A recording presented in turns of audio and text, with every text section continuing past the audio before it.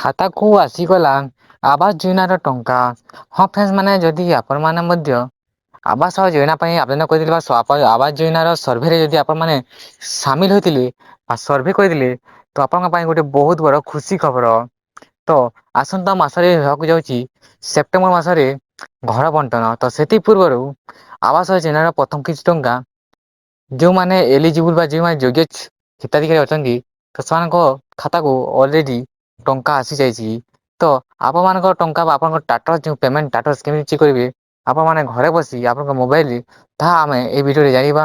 ତ ସବୁ କିଛି ସମ୍ପୂର୍ଣ୍ଣ ବିଷୟରେ ତ ଏହି ପ୍ରଧାନମନ୍ତ୍ରୀ ଆବାସ ଯୋଜନାର ନୂଆ ଅପଡେଟ୍ ବିଷୟରେ ଆମେ ସବୁ କିଛି ଏ ଭିଡ଼ିଓରେ ଜାଣିବା ତ ସେଥିପାଇଁ ଭିଡ଼ିଓଟିକୁ ନିଶ୍ଚୟ ଶେଷ ପର୍ଯ୍ୟନ୍ତ ଦେଖନ୍ତୁ ଆପଣମାନେ ସବୁ କିଛି ଜାଣିପାରିବେ। ତ ଚାଲନ୍ତୁ ଫ୍ରେଣ୍ଡସ୍ ମାନେ ଭିଡ଼ିଓଟିକୁ ଆରମ୍ଭ କରିବା। ତ ସେଥିପୂର୍ବରୁ କହି ରଖିବି ଯେ ଯେଉଁମାନେ ଆମ ଚ୍ୟାନେଲକୁ ସବସ୍କ୍ରାଇବ୍ କରିନାହାନ୍ତି ଚ୍ୟାନେଲକୁ ସବସ୍କ୍ରାଇବ୍ କରନ୍ତୁ ଓ ଭିଡ଼ିଓକୁ ମଧ୍ୟ ଅତ୍ୟଧିକ ମାତ୍ରାରେ ସେୟାର କରନ୍ତୁ କାହିଁକିନା ସମସ୍ତେ ଏହି ନୂଆ ବିଷୟରେ ଜାଣିପାରିବେ। ତ ଫ୍ରେଣ୍ଡସ୍ ମାନେ ପ୍ରଧାନମନ୍ତ୍ରୀ ଆବାସ ଯୋଜନାର ଗୋଟେ ବହୁତ ବଡ଼ ଯୋଉଟା ଘୋଷଣା ହୋଇଥିଲା ତ କିଛି ଦିନ ପୂର୍ବରୁ ଯୋଉଟା ଆସନ୍ତା ସେପ୍ଟେମ୍ବର ମାସରେ ଯୋଉଟା ଘର ବଣ୍ଟନ ହେବାକୁ ଯାଉଛି ତ ସେଥିପୂର୍ବରୁ ପ୍ରଧାନମନ୍ତ୍ରୀ ଆବାସ ଯୋଜନାର ଯେଉଁ ଗ୍ରାମୀଣର ଯେଉଁ ଯୋଗ୍ୟ ଲିଷ୍ଟ ଆସିଥିଲା ତ ସେଇ ଲିଷ୍ଟର କେତେ ଗୁଡ଼ିଏଙ୍କ ହିତାଧିକାରୀଙ୍କ ଏକାଉଣ୍ଟକୁ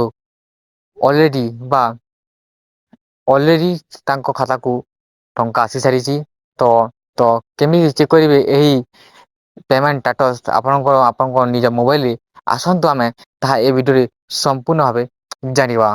ତ ଦେଖନ୍ତୁ ଫ୍ରେଣ୍ଡସ୍ ମାନେ ଆପଣମାନେ ଏହି ୱେବସାଇଟକୁ ଆସିଯିବେ ତାପରେ ଦେଖନ୍ତୁ ଏଠାରେ ଗୋଟେ ଡାଟା ଏଣ୍ଟ୍ରି ବୋଲି ଗୋଟେ ଲିଙ୍କ ଥିବ ତ ସେଇଟାରେ ଆପଣମାନେ କ୍ଲିକ୍ କରି ଏହି ପେଜକୁ ଆସିପାରିବେ ତ ଆପଣମାନେ ସବୁ କିଛି ଏଠାରେ ଦିଆଯାଇଥିବ ତ ନୂଆ ଲିଷ୍ଟ ତ ୱାର୍ଡ ବିଷୟରେ ତ ସବୁ କିଛି ଏହି ନୂଆ ସବୁ କିଛି ପ୍ରଧାନମନ୍ତ୍ରୀ ଆବାସ ଯୋଜନାର ଯେଉଁ ଅଛି ସବୁ କିଛି ଆପଣମାନେ ଏଠାରେ ପାଇଯିବେ ଏହି ଇଣ୍ଟରଫେସରେ।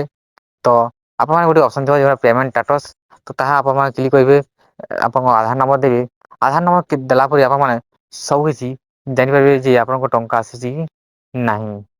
ତ ଏମିତି ଗୋଟେ ଅପଡେଟ୍ ଆସିଥିଲା ଫ୍ରେଣ୍ଡସ୍ ମାନେ ଯଦି ଏ ଭିଡ଼ିଓଟି ଭଲ ଲାଗିଲା ତ ନିଶ୍ଚୟ ଭିଡ଼ିଓଟିକୁ ଲାଇକ୍ କରିବେ ଓ ଚ୍ୟାନେଲକୁ ମଧ୍ୟ ସବସ୍କ୍ରାଇବ୍ କରିକି ଯିବେ ତ ଫ୍ରେଣ୍ଡସ୍ ମାନେ ଆଜି ପାଇଁ ଏତିକି ନେକ୍ସଟ ଭିଡ଼ିଓ ପୁଣି ଥରେ ଦେଖାହେବା ତ ରହୁଛି ଜୟ ହିନ୍ଦ।